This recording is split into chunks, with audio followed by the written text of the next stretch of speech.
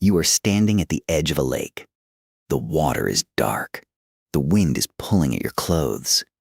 And somewhere out there, in the middle of all that chaos, a man is walking toward you on the surface of the sea.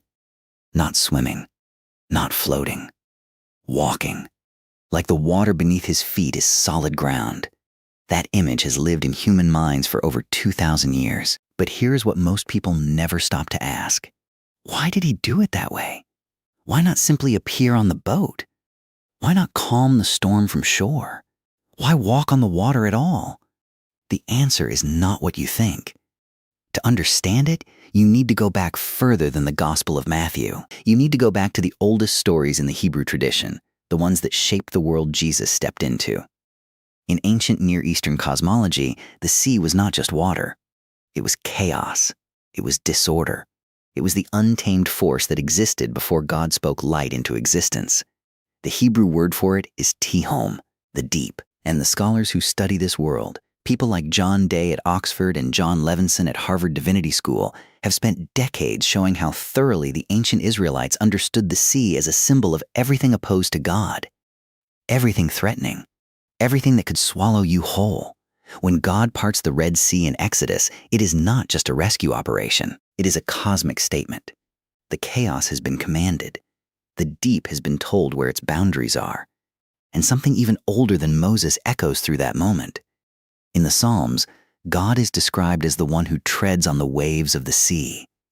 That phrase is not poetic decoration. It is a declaration of dominion.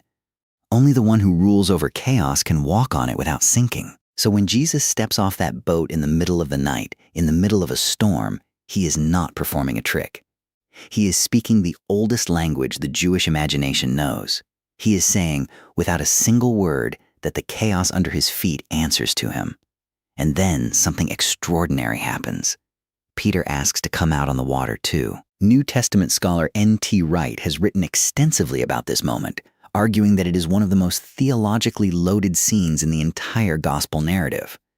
Because Jesus says yes, come. And for a few steps, Peter walks on the water, until he looks at the wind, until the fear floods back in, and he begins to sink.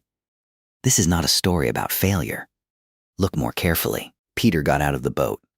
Every other disciple stayed inside. The one who reached toward the impossible, even if only for a moment, was the one who felt what it was like to stand where chaos could not touch him. What sank him was not weakness. What sank him was the moment he looked at the storm instead of the one who called him through it. That shift of attention is something you know intimately. You have felt it. You start something that seemed impossible, and for a moment it works.